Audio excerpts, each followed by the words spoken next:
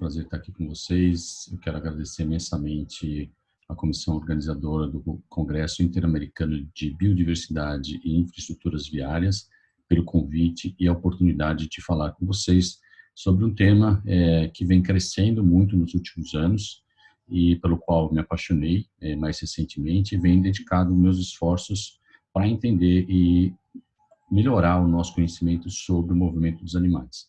Então, eu vou falar de uma ciência mais recente, que é a ecologia de movimento e ecologia de estradas, e tentar entender como é que esses caminhos se encontram e podem contribuir para a conservação da nossa biodiversidade. Bom, é fato que todos os animais se movimentam no tempo e no espaço. Então, o objetivo nosso é entender quais são os fatores que levam esses animais a se movimentarem e quais são as características da paisagem que facilitam esse movimento ou que podem impedir esse movimento.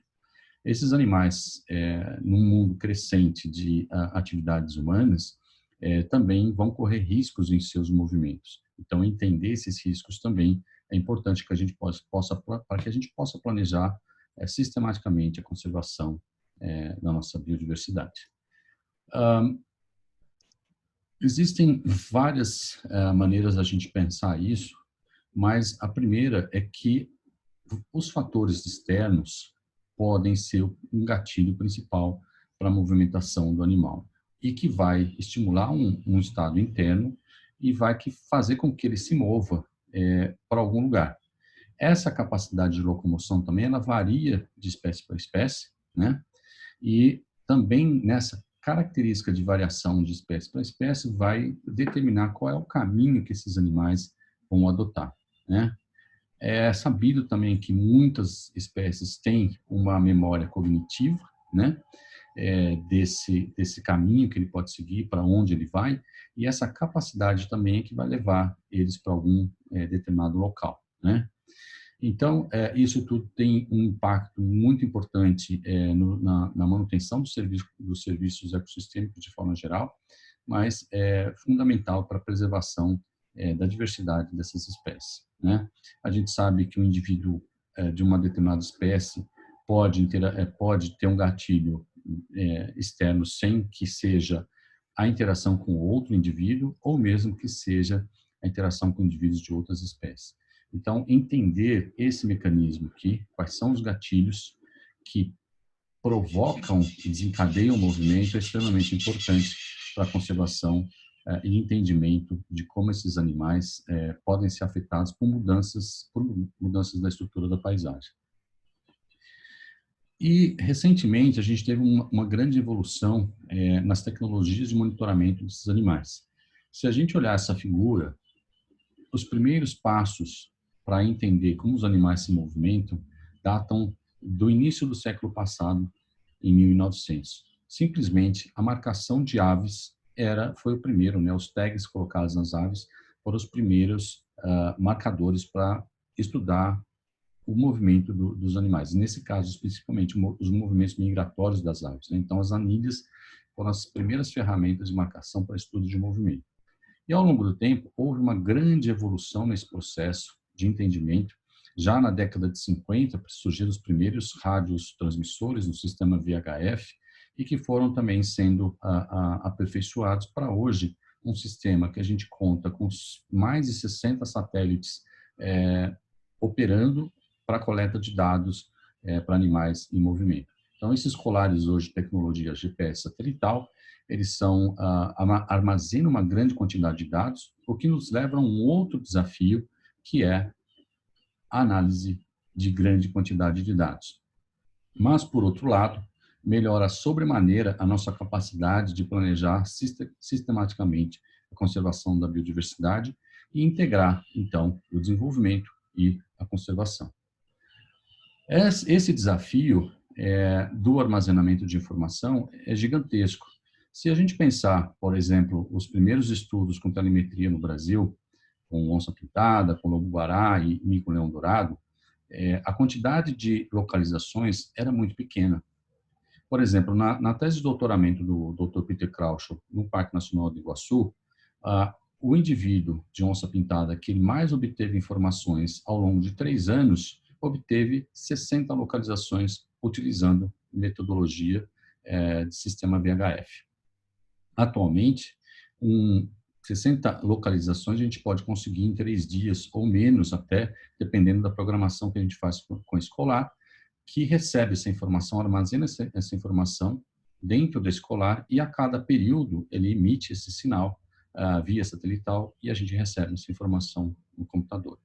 Ou seja, a gente ganhou uma quantidade enorme de informação com um custo muito menor a ser despendido em relação ao conjunto de dados que é obtido nesse processo. Mas traz, obviamente, o grande desafio de trabalhar planilhas gigantescas com informações sobre um determinado indivíduo ou conjunto de indivíduos, né? E, felizmente, ao longo desse tempo, a gente também teve, correndo em paralelo, o desenvolvimento das nossas máquinas computacionais, né? Os sistemas de computadores hoje permitem uma análise de grande quantidade de dados, né? Então, os supercomputadores, ou mesmo computadores pessoais que tenham boa capacidade de memória, podem resolver a maior parte dos nossos problemas analíticos, né? Acompanhado disso, a gente vem desenvolvendo e se aperfeiçoando cada vez mais na estrutura de códigos, né? Trabalhando códigos para resolver os nossos problemas, utilizando diversas ferramentas, a maioria delas de livre acesso, e que a gente pode usar em qualquer laboratório, em qualquer lugar do mundo, utilizando a mesma linguagem. Tá? Além disso, a comunidade internacional ela vem interagindo de uma forma muito mais intensa e utilizando plataformas onde a gente possa conversar e corrigir ou aperfeiçoar os códigos que estão sendo elaborados para determinadas análises e funções que são criadas. Tá? Bom, como eu disse anteriormente, os animais estão em constante movimento. E a característica da espécie também vai levar a diferentes padrões de movimento, diferentes características nesse movimento. Um animal ele pode simplesmente, em determinado momento, estar forrageando, então movimentos possivelmente mais curtos, distâncias pequenas ao longo do dia, poucas variações na angulação de viagens, enfim, tem várias características que podem ser estudadas dentro do comportamento de forrageamento. Mas também temos o comportamento de dispersão. Dispersão também é uma característica de muitas espécies, onde indivíduos saem de uma área de residência inicial, de um ponto onde ele nasceu, para ir ocupar um outro local, fazendo então o que a gente chama de dispersão, levando a sua informação genética para uma outra área. Ou essa espécie pode ser uma espécie migratória, né? Ele fica um determinado período numa área. Essa área possivelmente é uma área de fonte de alimentos para ele, e quando essa fonte de alimento ou vai mudar por característica climática ou porque se esgotou naquele momento, ele migra para uma outra área onde ele vai se alimentar. Né? E esse conjunto cada vez mais robusto de informações, quanto cada vez mais dados que a gente obtém, a gente pode começar a estudar as características de movimento dessas espécies em maneira muito mais detalhada, muito mais profundamente. Entendendo, por exemplo, quando esse animal, num determinado período do dia, está forrageando, quando ele está descansando, quando ele está em trânsito. Tudo isso tem aspectos extremamente importantes e que estão guardados nessas informações obtidas por sistemas de telemetria satelital, que podem nos auxiliar no planejamento no planejamento para a conservação de forma geral. Né? Além disso, esse refinamento de informação nos permite caracterizar o comportamento individual, não só dentro do contexto da espécie, mas alguns indivíduos dentro da espécie podem ter esse comportamento variando de um local para outro, ou mesmo em função de faixa etária ou em função de características sexuais, né, se é macho, se é fêmea, eles podem ter comportamentos diferentes, padrões de movimentação diferentes. Nesse caso, por exemplo, simplesmente observar que o acúmulo de informações nos permite identificar se aquele indivíduo ele é residente, né, ou se ele está em dispersão. características que podem ser observadas com o acúmulo dessas informações, desde que, do ponto de origem dele, ele não está saindo longe desse ponto de origem, fica repetindo suas visitas nessas áreas, a gente pode caracterizar ele como um animal residente. E aqui ele vai se afastando desse ponto de origem sem que estabeleça, de fato, uma área de vida. Ele vai se afastando e viajando grandes distâncias. Bom, o que isso tem a ver, então, com a questão de estradas, né, da ecologia de estradas?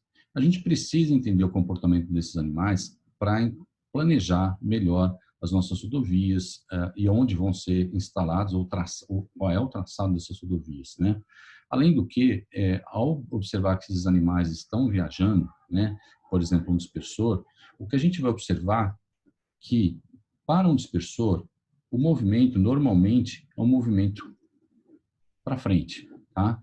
A virada de ângulo dele está sempre em zero no momento em que ele está viajando de um ponto para outro.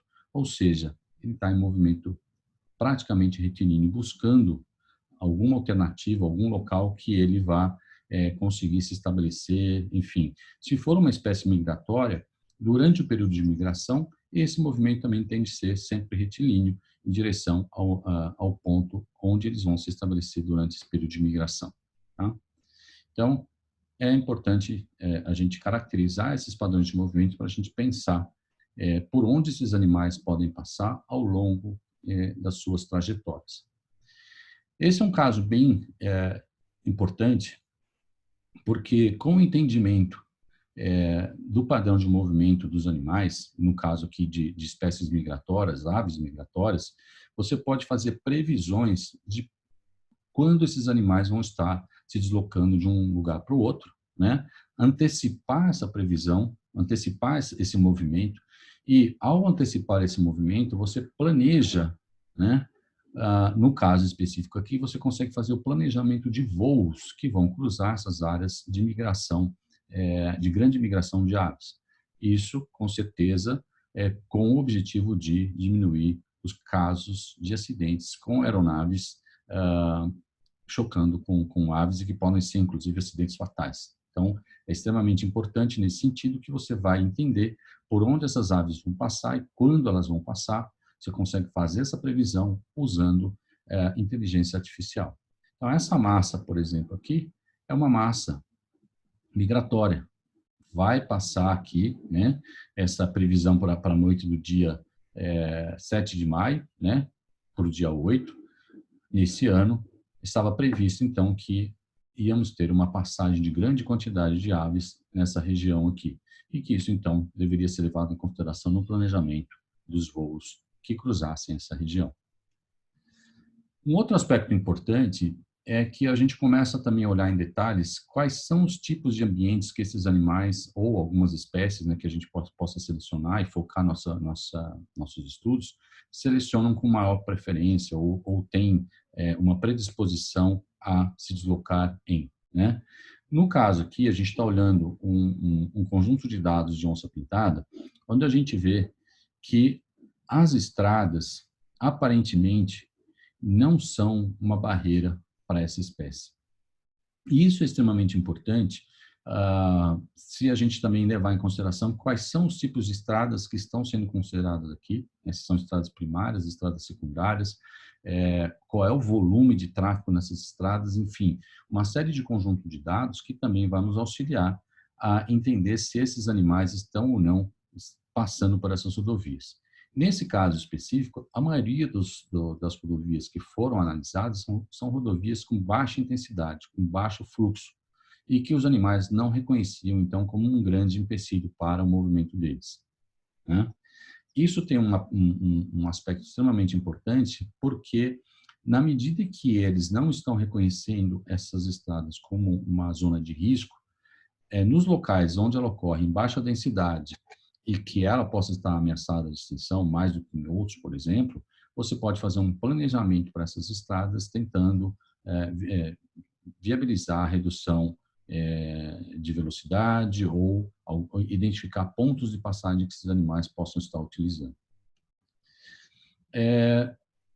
Esse mesmo conjunto de informações permite a gente entender como é que esses animais, né, eu estou usando o exemplo do onça pintada porque é uma espécie que eu tenho trabalhado com mais frequência, mas o pensamento é igual para qualquer outra espécie, né? Obviamente que você vai considerar as características biológicas de cada espécie e as variáveis que afetam ou não determinadas espécies, né? Então, com esse conjunto de informações também, ampliando esses conjuntos de informações para o nível, no caso aqui da distribuição da espécie, a gente pode observar que quanto maior a atividade antropogênica, maior a área de vida desses animais. Áreas mais pristinas, áreas mais preservadas, as áreas de vida desses animais são menores. Nas áreas mais degradadas, essas áreas de vida são maiores, o que faz você pensar também que eles terão que viajar mais longe para cobrir e defender essa área que ele chama de casa, ou não necessariamente defender, mas sim suprir suas necessidades básicas. E ao viajar grandes distâncias, eles se expõem a mais riscos. Por exemplo, cruzar estradas em áreas com mais atividade antropogênica. E isso foi demonstrado, por exemplo, aqui nessa região do Equador, nesse estudo do nosso amigo aqui do Santiago Espinosa, onde ele fez um gradiente de estradas e quanto maior a densidade de rodovias, menor a chance de você encontrar onças pintadas. Ou seja, em locais onde a densidade de rodovia é baixa, a onça provavelmente não está reconhecendo a rodovia como um empecilho para ela se deslocar, como eu mostrei no trabalho anterior. Mas à medida que essa densidade aumenta, ela passa a reconhecer isso como um problema, não só a densidade, mas possivelmente o tráfego de veículos também. Isso passa, então, a ser um empecilho para o movimento desses animais, né? Isso tem uma característica extremamente importante, porque nos auxilia a planejar em nível global, né? No caso aqui nós estamos pensando em nível nacional, os riscos de implantação futuras de novas rodovias. Se a gente casar os dados de densidade populacional de onça-pintada com as possíveis infraestruturas que vão ser criadas em determinadas regiões do Brasil, a gente pode sugerir alternativas que minimizem o impacto dessas novas estruturas, né? Ao olhar aqui, todas essas zonas em vermelhos aqui, indicando que há um alto risco para a população dessa espécie, se forem implementadas as rodovias nos traçados que elas hoje se apresentam, a gente pode propor novos traçados ou pequenas mudanças que muitas vezes representam grandes ganhos para a conservação da biodiversidade. E isso também em nível global, né? Quando a gente pensa aqui nos corredores em que esses animais estão se movimentando, e se a gente quer garantir a preservação dessas espécies ao longo do tempo, pensando na conectividade, no fluxo gênico da informação, a gente precisa também considerar as infraestruturas viárias nesse contexto como um todo. Aonde estão passando essas infraestruturas e como elas podem impactar a movimentação desses animais? Se elas vão impactar, como é que nós podemos mitigar esse impacto, reduzindo a perda de indivíduos e permitindo o fluxo gênico? Então, em níveis mais locais, a gente sai então daquele nível global, né, de nível amazônico, por exemplo, que eu mostrei anteriormente, depois para o nível de toda a área de distribuição de uma dada espécie, para uma área mais local, onde a gente pode identificar com mais detalhes onde são esses corredores e como eles podem conflitar ou não com infraestruturas viárias. E, nesses casos, também propor alternativas que viabilizem a manutenção da diversidade genética da espécie e a espécie como um todo, né? E as rodovias, certamente, em muitas regiões, elas dividem dois grandes fragmentos florestais e os animais, olhando de um fragmento para o outro lado, ele não pode entender, ou às vezes não entende a rodovia como um risco real para eles. E vão fazer essa travessia em várias regiões do mundo, isso ocorre, e é nossa obrigação identificar essas áreas de maior incidência de travessias e propor medidas mitigadoras para que não haja atropelamento. Lembrando que, para determinadas espécies, o atropelamento ele não é um problema apenas para a fauna, é um problema de saúde pública, né? É um problema que pode levar a fatalidades de pessoas, pode causar grandes prejuízos econômicos, e isso deve ser levado em consideração também nesse tipo de planejamento, né? Esse exemplo aqui, esse estudo com os ursos pretos lá no Alasca, buscando identificar áreas de passagem, travessias dos ursos para fazer propostas de manejo para redução dos impactos de atropelamento, né? Então, usando dados de monitoramento por telemetria, identificou ao longo das sessões da rodovia onde eram os pontos de maior incidência de travessia nessas rodovias, nessa rodovia em específico, né? Identificando aqui alguns pontos, né, que a gente chama de aglomerados de travessia e que podiam ser indicados como pontos para construção de passagens e induzir, ou redutores de velocidade para diminuir os riscos de acidentes com animais. De forma semelhante, esse estudo com lobos mostra também basicamente a trajetória desse lobo, né?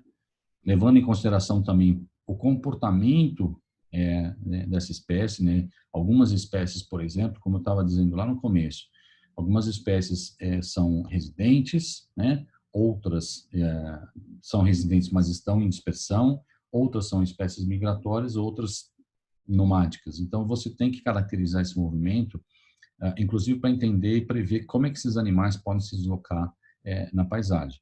No caso dos lobos, de forma geral, a grande maioria dos caninos selvagens, eles fazem patrulhamento, tá? Eles circulam o seu território e revisitam sítios muito específicos dentro desse território periodicamente, tá? Então, essa característica do comportamento vai indicar, inclusive, por onde esses animais podem passar com mais frequência, né? Vocês olharem nessa figura aqui, essa é a área onde esse animal está se deslocando, né? Esse lobo está se deslocando. E existem alguns pontos nas rodovias onde há maior densidade de travessias, né? Em que você pode também fazer o planejamento. Mas olha, né? Você tem uma densidade de pontos aqui, ele forrageia ele viaja seu território, mas ele está ancorado nesse centro de forrageio aqui. Então, você começa a entender um pouco o comportamento desses animais para planejar as suas áreas de passagem dentro dessas áreas de rodovia, né? Um exemplo muito bacana também, esse já trazendo para o Brasil alguns exemplos de como a gente pode aplicar essas ferramentas, né? É com a identificação da área de passagem dos micos-leões dourado aqui na região do Rio de Janeiro, né? Na região de Poço das Antas. Então, você tem a rodovia cortando aqui essas áreas onde o mico-leão dourado ocorre, os animais sendo monitorados, né? E a identificação clara, né, de um ponto de passagem muito utilizado em função da presença desses dois fragmentos florestais, tá? Então, baseado nessa informação, foi criado, né, e proposto a primeira passagem, a primeira ponte, né, passagem suspensa aí para a fauna no Brasil, uma das primeiras, né? A gente já tinha tido algumas outras, mas essa especificamente para o mico-leão dourado, recentemente criado, tá? Então, identificou esse ponto de passagem e se criou essa passagem, reduzindo o custo, né? E sendo muito mais assertivo em onde deveria ser criada essa passagem, tá? De forma semelhante, a gente pode pensar isso para outras espécies, né? É o caso, por exemplo, aqui desse estudo que está sendo conduzido pelo Rogério Cunha de Paula, no projeto Lobos do Pardo, numa região do interior de São Paulo, onde ele está identificando as áreas de passagem do lobo-guará em alguns pontos de diferentes rodovias aqui dessa região do estado de São Paulo. Lembrando também a característica de comportamento dessa espécie, né, de patrulhamento. Então, existe uma chance grande de dele passar nessas áreas da rodovia com muita frequência. E realmente é uma das coisas que acontece. O indivíduo que ele monitorou por 300, está monitorando por quase 350 dias, esse indivíduo já atravessou a rodovia mais de 300 vezes. Ou seja, é característica do comportamento dele, é uma característica de patrulhamento em que ele vai, se ele precisa patrulhar o outro lado da rodovia, ele vai atravessar essa rodovia periodicamente.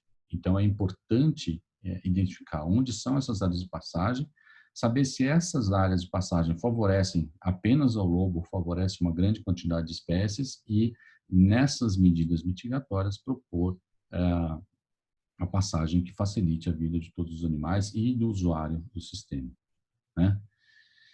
O ICMBio vem trabalhando esses aspectos de uma maneira bastante ampla, né, tentando atender o Brasil inteiro e agrupando uma grande quantidade de espécies nesse sistema de avaliação. Essa é uma apresentação que o nosso amigo Daniel Raíces vai fazer sobre o plano de redução de impactos, né, no caso de infraestruturas viárias terrestres, onde você analisa essas informações, né, de onde esses animais estão aparecendo e utilizando esses sistemas de ponderação para saber qual é o melhor traçado dessa rodovia para minimizar os impactos da rodovia de forma geral. Tá?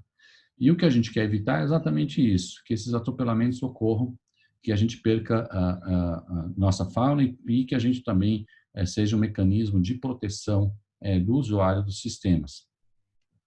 E melhorar essas passagens, facilitando a aplicação delas, facilitando o uso pelos animais e diminuindo muito o custo para os empreendedores de rodovias.